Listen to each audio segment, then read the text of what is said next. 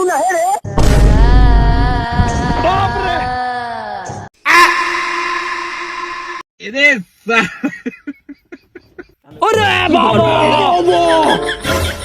अरे साला ये तो अलग फ्रॉड चल रहा है.